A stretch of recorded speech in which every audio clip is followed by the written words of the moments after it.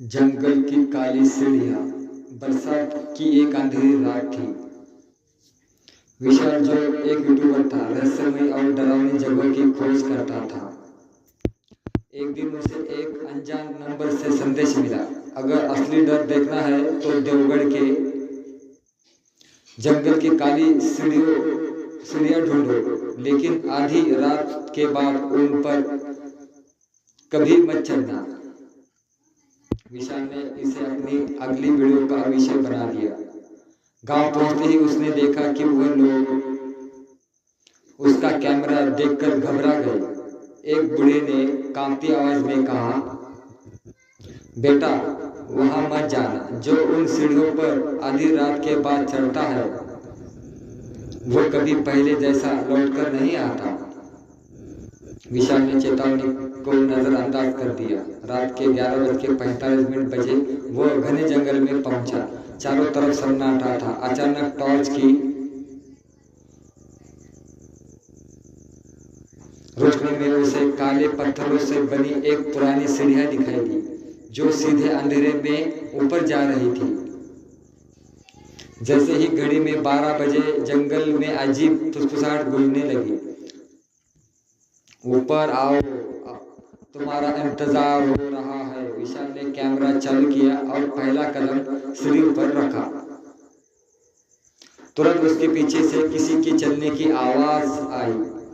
उसने मुड़कर देखा, लेकिन वहां कोई नहीं था। उसी समय कैमरे की स्क्रीन अपने आप काली हो गई।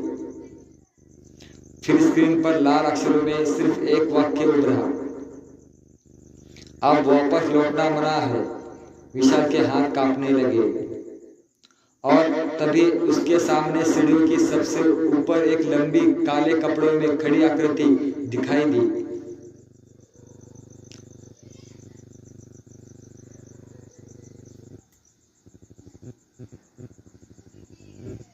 विशाल ने कांपते हाथों से टॉर्च उठाई। सामने काले कपड़ों में खड़ी हुई लंबी आकृति बिल्कुल स्थिर थी। उसका चेहरा घने अंधेरे में छिपा हुआ था। अचानक हवा का तेज झोंका आया। टॉर्च की रोशनी कुछ पल के लिए बुझ गई। जब रोशनी वापस आई, वो आकृति गायब थी। विशाल ने घबरा कर चारों ओर देखा। जंगल में सिर्फ झिंगुरे की आवाज गूंज रही थी। उसने खुद को समझाया, शायद मेरी आंखों का धोखा होगा। लेकिन तभी उसके कैमरे से अपने आप रिकॉर्डिंग चलने लगी। स्क्रीन पर वही सीढ़ियां दिख रही थी, लेकिन वीडियो में विशाल अकेला नहीं था। उसके ठीक पीछे एक काली परछाई धीरे धीरे उसका पीछा कर रही थी। विशाल ने तुरंत पीछे मुड़कर देखा। वो कोई नहीं था। उसकी धड़कनें तेज हो गई। तभी सीढ़ियों के ऊपर से एक औरत के रोने की आवाज आई, मुझे बचा लो। आवाज इतनी दर्दनाक थी कि विशाल अनजाने में ऊपर की ओर बढ़ने लगा। हर सीढ़ी पर कदम रखते ही उसे लगा जैसे किसी बर्फ जैसे ठंडे हाथ ने उसे टखने को छुआ हो। 10वीं सीढ़ी पर पहुंचते ही उसे पत्थर पर लाल रंग से कुछ लिखा दिखाई दिया, जो यहाँ तक आया वो वापस नहीं जाएगा। विशाल ने तुरंत नीचे उतरने की कोशिश की, लेकिन वो दंग रह गया। जिस रास्ते से वो ऊपर आया था वहां अब कोई सीढ़ी थी ही नहीं। अचानक पीछे सिर्फ गहरी खाली खाई थी। विशाल की सांसें रुकने लगी। उसी समय उसके कान में बिल्कुल पास किसी ने फुसफुसाकर कहा, अब तुम हमारे हो। विशाल ने डरकर पीछे देखा और उसकी चीख पूरे जंगल में गूंज उठी।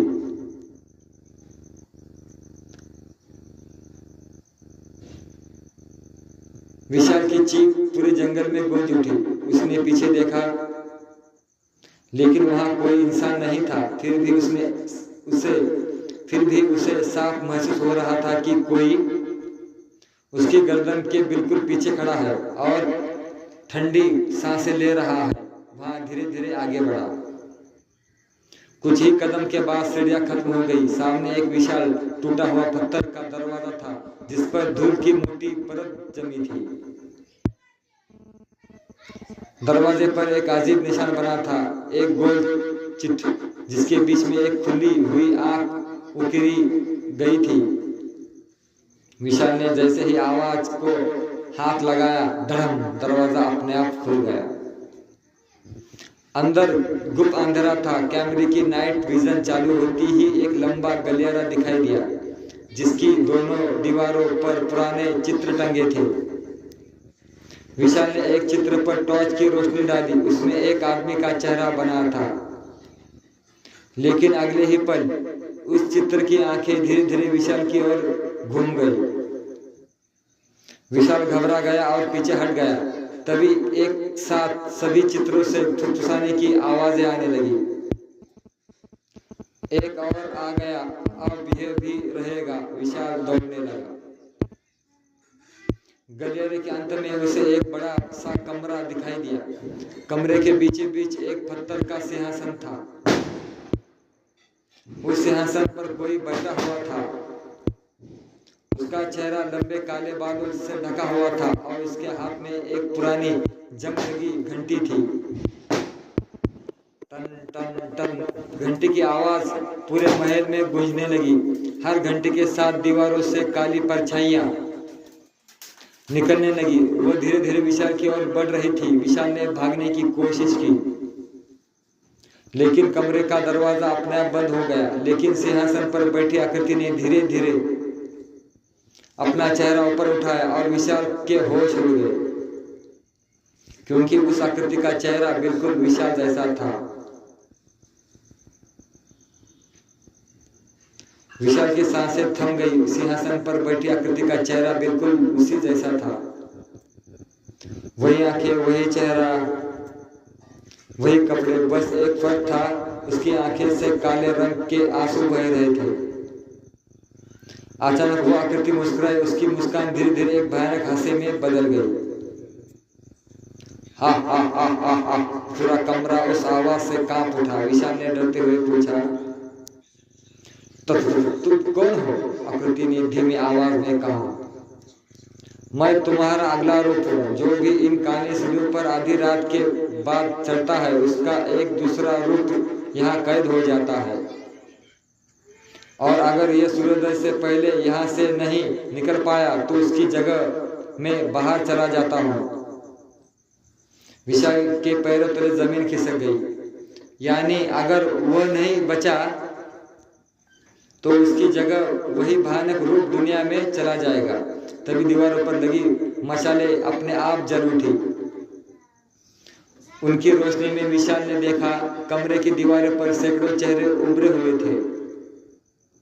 हर चेहरे किसी ऐसे इंसान का था जो कभी यहाँ आया था। सभी एक साथ चिल्लाने लगे, भाग जाओ, भागो, सूरज निकलने से पहले भागो। उसी समय जमीन जोर से हिलने लगी। सिंहासन टूटने लगा। काली परछाइयां विशाल की ओर तेजी से बढ़ने लगी। अचानक उसके कैमरे की स्क्रीन अपने आप चालू हो गई। स्क्रीन पर एक नक्शा दिखाई दिया। उसमें एक गुप्त रास्ता चमक रहा था, लेकिन उसके ऊपर लाल अक्षरों में लिखा था, बाहर निकलने का रास्ता सिर्फ एक बार खुलता है। विशाल ने बिना एक पल गवाए उस दिशा में दौड़ लगा दी। पीछे से सैकड़ों परछाइयां की डरावनी चीखें उसका पीछा कर रही थी, और तभी सामने एक लोहे का विशाल दरवाजा धीरे धीरे खुलने लगा। लोहे का विशाल दरवाजा चरमराते हुए खुला। अंदर से बर्फ जैसी ठंडी हवा का झोंका निकला। विशाल ने टॉर्च की रोशनी आगे डाली तो देखा कि वहां एक लंबी गोलाकार सुरंग थी। सुरंग की दीवारों पर हजारों हाथों के निशान बने थे, मानो किसी ने बाहर निकलने की आखिरी कोशिश की हो। पीछे से काली परछाइयां की चीखें और तेज होती जा रही थी। विशाल पूरी ताकत से सुरंग में दौड़ पड़ा। अचानक उसके कैमरे की बैटरी जो कुछ देर पहले बंद हो चुकी थी अपने आप चालू हो गई। स्क्रीन पर एक संदेश चमका, पीछे मत देखना। विशाल ने संदेश पढ़ा और दौड़ता रहा, लेकिन तभी उसे अपनी माँ की आवाज सुनाई दी, विशाल बेटा मैं यहाँ हूँ। उसके कदम रुक गए, आवाज बिल्कुल असली लग रही थी। फिर उसके पिता की आवाज आई, हमें छोड़कर मत जाओ। विशाल का दिल भर गया और पलटकर देखने ही वाला था कि उस गांव के बूढ़े की बात याद आ गई, जो पीछे मुड़कर देखेगा वह हमेशा के लिए यही रह जाएगा। उसने आंख बंद की और दौड़ता रहा। कुछ दूर जाकर सुरंग खत्म हो गई। सामने एक विशाल पत्थर का कक्ष था। बीच में काले पत्थर का एक स्तंभ खड़ा था, जिसके ऊपर लाल रंग का चमकता हुआ रत्न रखा था। जैसे ही विशाल उस रत्न के पास पहुंचा, पूरा कक्ष कांपने लगा। अंधेरे से वही काला रूप बाहर आया, जिसका चेहरा बिल्कुल विशाल जैसा था। वह मुस्कुराया और बोला, अगर यह रत्न उठा लिया तो श्राप टूट जाएगा। फिर वह अचानक हंसने लगा, लेकिन उसकी कीमत तुम्हें अपनी सबसे प्यारी चीज देकर चुकानी होगी। विशाल का हाथ रत्न की ओर बढ़ा और उसी क्षण उसके पीछे से किसी ने उसका कंधा कसकर पकड़ लिया। ठंडी उंगलियां धीरे धीरे उसकी गर्दन की ओर बढ़ने लगी। विशाल का पूरा शरीर डर से कांप उठा। उसने धीरे धीरे पीछे देखा।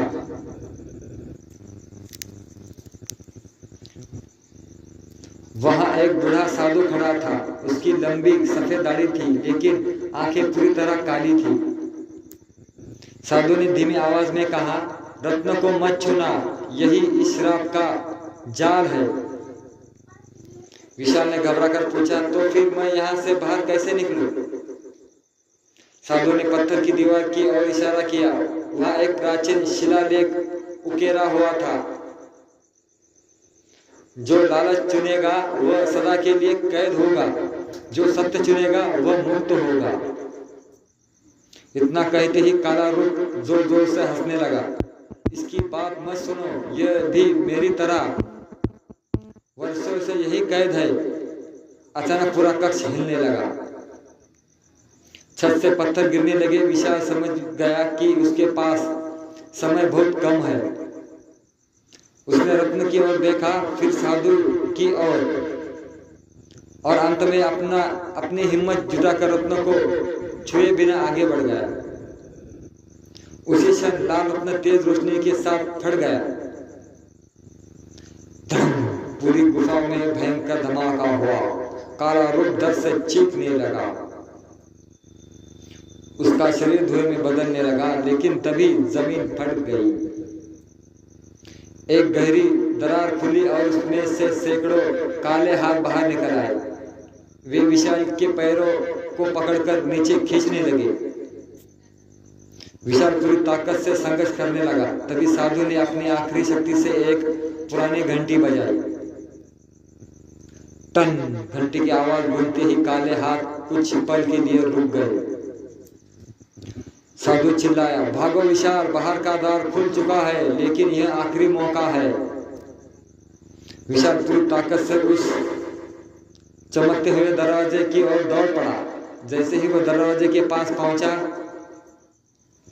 उसे पीछे से एक भयानक आवाज सुनाई दी, अगर तुम बाहर गए तो कोई और हमारी जगह अंदर आएगा। विशाल के कदम एक पल के लिए रुक गए। विशाल के कदम वही रुक गए। उसके कानों में वही आवाज फिर गूंजी, अगर तुम बाहर निकल गए तो ये श्राप किसी और को अपना शिकार बना लेगा। विशाल ने पीछे मुड़कर देखा। सैकड़ों आत्माएं अंधेरे में खड़ी थी। उनके चेहरे दर्द और डर से भरे हुए थे। उनसे एक छोटी बच्ची आगे आई। उसने रोते हुए कहा, हमने भी कभी अपनी जान बचाने की कोशिश की थी, लेकिन श्राप खत्म नहीं हुआ। हर बार कोई एक बचता है और उसकी जगह कोई नया यहाँ आ जाता है।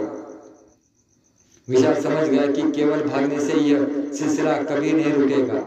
उसी समय बूढ़े साधु ने अपनी आखिरी सांसों में कहा, इस श्राप को तोड़ने का एक ही तरीका है। जिसने बिना लालच के सही रास्ता चुना है, जिसने बिना लालच के सही रास्ता चुना है वही इस स्थान की काली घंटी को नष्ट कर सकता है। विशाल ने चारों ओर देखा। कमरे के बीचों बीच वही पुरानी काली घंटी हवा में लटक रही थी। उसकी घंटी से हर बार श्राप की शक्ति जागती थी, लेकिन जैसे ही वह घंटी की ओर बढ़ा वह काले हमशक्ल फिर से उसके सामने आ गया। अब उसका शरीर पहले से भी ज्यादा भयानक था। उसकी लाल आंखें जल रही थी। वो गरजा, अगर घंटी तोड़ी तो मैं भी खत्म हो जाऊंगा और तुम भी। विशाल कुछ पल के लिए चुप रहा, फिर उसने कैमरा जमीन पर रखा और कहा, अगर मेरी एक जान से सैकड़ों लोग बच सकते हैं तो यही सही। उसने पूरी ताकत से एक बड़ा पत्थर उठाया और काली घंटी पर दे मारा। वो घंटी टूटते ही पूरा जंगल जोर से कांप उठा। आसमान से बिजली चमकी, सभी काली परछाइयां दर्द से चीखने लगी। महल की दीवारें टूटने लगी और विशाल के पैरों के नीचे की जमीन भी धंसने लगी। विशाल के पैरों की जमीन नीचे की जमीन भी धंसने लगी और उसे लगा कि अब वो भी इस मलबे में दब जाएगा।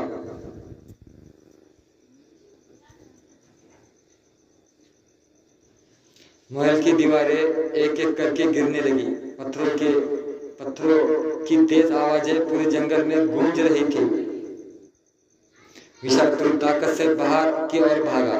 पीछे मुड़कर देखा तो काली परछाइयां धुएं में बदल रही थी। जिन आत्माओं के चेहरे सदियों से दर्द में जमे हुए थे, अब उन पर पहली बार शांति दिखाई दे रही थी। वो छोटी बच्ची मुस्कुराई और बोली, धन्यवाद, अब हम आजाद हैं। यह कहते ही वो रोशनी में विलीन हो गई। बूढ़े साधु ने विशाल की ओर देखा और हल्की मुस्कान के साथ कहा, तुमने श्राप तोड़ दिया। अब यह जगह फिर कभी किसी की जान नहीं लेगी। अगले ही पल साधु भी हवा में गायब हो गया। विशाल दौड़ता हुआ महल से बाहर निकला। जैसे ही उसने आखिरी सीढ़ी पार की, पूरा महल जमीन के अंदर समा गया। जहां कभी काली सीढ़ियां थी वहां अब केवल मिट्टी और सूखे पत्ते बचे थे। सुबह की पहली किरण जंगल पर पड़ी। पक्षियों की आवाज फिर से सुनाई देने लगी। विशाल ने राहत की सांस ली। उसने कैमरा उठाया। उस लोगों की सारी रिकॉर्डिंग मिट चुकी होगी, लेकिन कैमरे में सब कुछ रिकॉर्ड था। महल, परछाइयां, घंटी और उसका काला हमशक्ल। कुछ दिनों बाद विशाल ने यह वीडियो अपने चैनल पर अपलोड किया। लाखों लोगों ने उसे देखा। कुछ ने कहा, यह अब तक की सबसे डरावनी वीडियो है। कुछ ने कहा, सब नकली है। विशाल ने कभी किसी को सच बताने की कोशिश नहीं की, लेकिन एक रात उसे फिर उसी अनजान नंबर से एक संदेश मिला। तुमने काली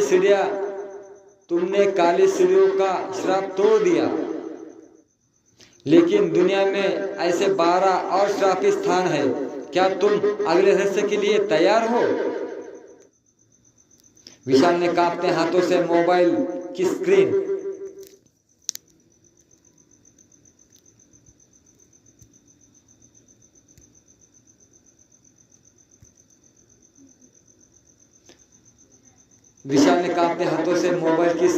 देखी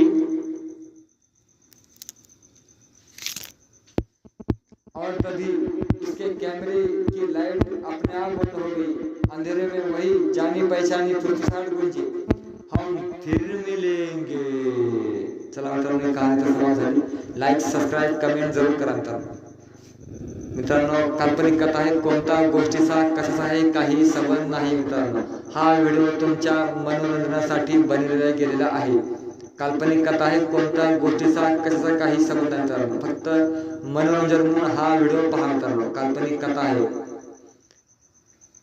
लाईक सबस्क्राईब जरूर करा मित्रांनो, कमेंट करा, शेअर करा व्हिडिओ मित्रांनो, लाईक सबस्क्राईब जरूर करे. तर मित्रांनो चला बाय बाय. कमेंट लाईक जरूर करा मित्रांनो. कमजोर दिल के ना देखे, कमजोर मिल के ना देखे, कमजोर मनाचे पाहू नका मित्रांनो, कमजोर मनाचा अजिबात पाहू नका, कमजोर दिल के ना देखे. Bye bye. काल्पनिक कथा आहे, कोणत्या गोष्टीचा कशाचा काही संबंध नाही मित्रांनो, फक्त तुमच्या मनोरंजनासाठी हा व्हिडिओ बनवला गेलेला आहे. Bye bye.